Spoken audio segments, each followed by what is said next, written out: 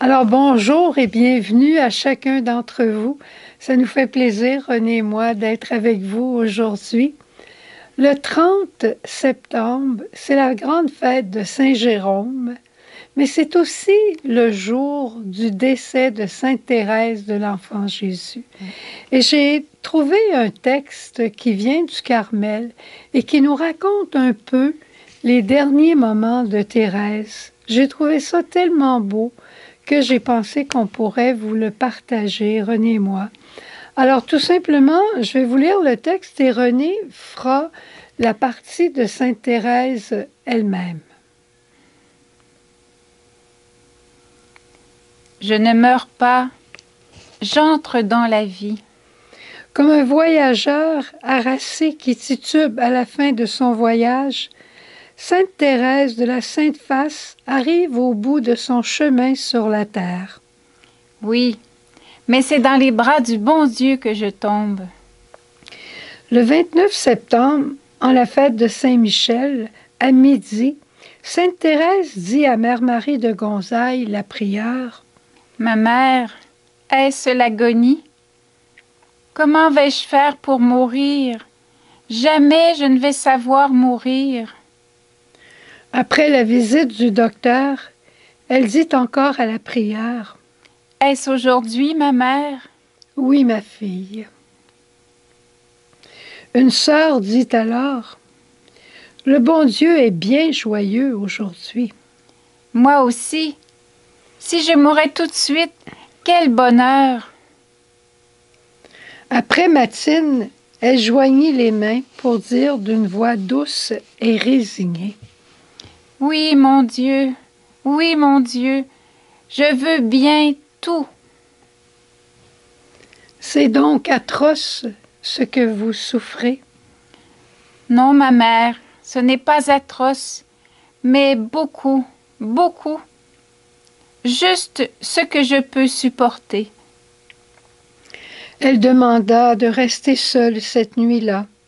Mère Marie de Gonzaï ne consentit pas. Sœur Marie du Sacré-Cœur demeura donc pour veiller auprès d'elle. Mais après lui avoir donné une potion, elle s'endormit.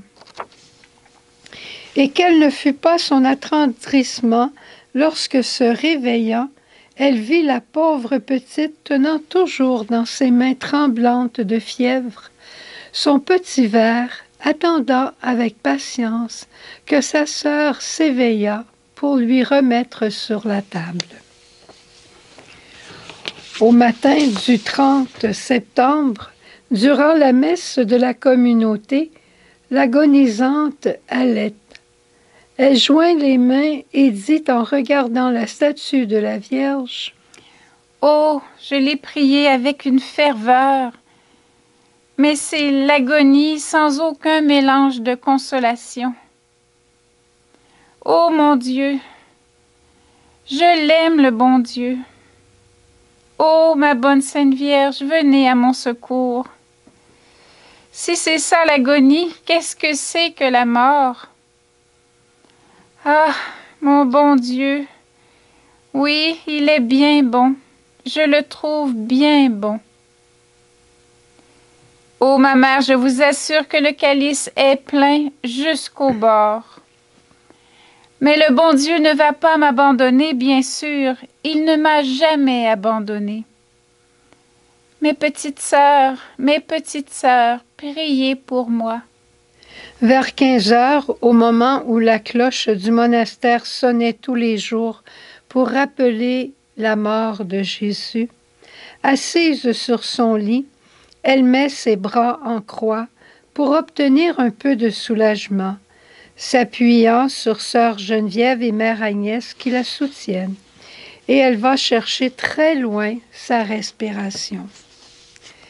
Elle nous rappelait l'image frappante de Jésus en croix, et cette coïncidence me parut pleine de mystère.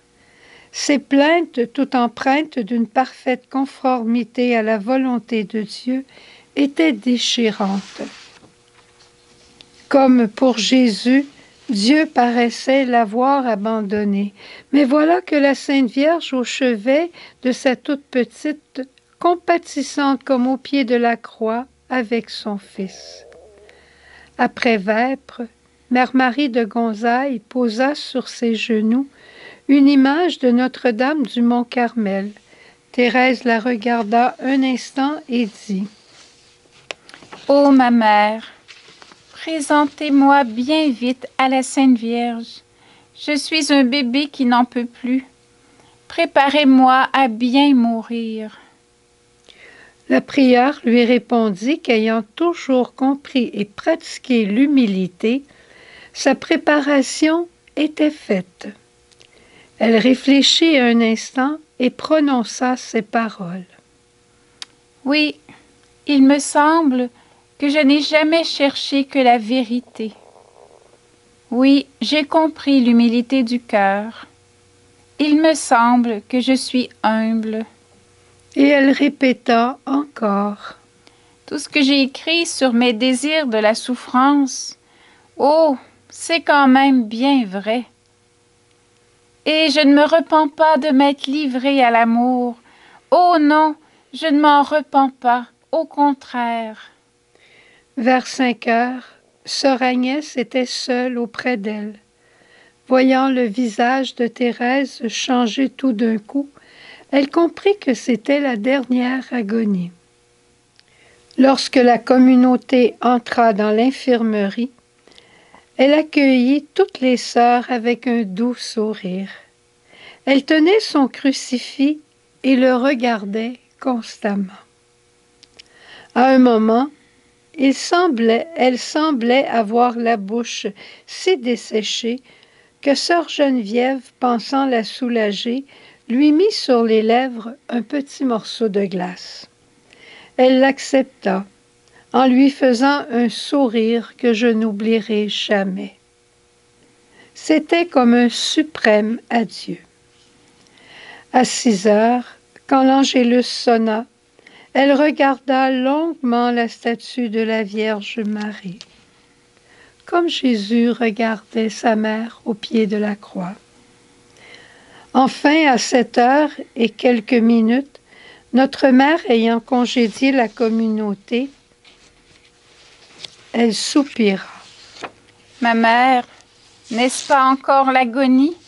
Ne vais-je pas mourir? » « Oui, ma pauvre petite, c'est l'agonie. Mais le bon Dieu veut peut-être encore la prolonger de quelques heures. »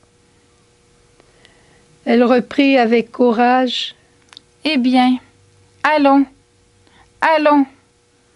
Oh, je ne voudrais pas moins longtemps souffrir. » Et en regardant son crucifix, elle prononça distinctement son dernier acte d'amour.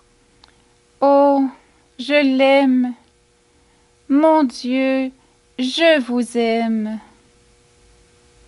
Et tout à coup, après avoir prononcé ces paroles, elle tomba doucement en arrière, la tête penchée à droite. Notre mère fit sonner bien vite la cloche de l'infirmerie pour rappeler toute la communauté. « Ouvrez les portes » disait-elle en même temps.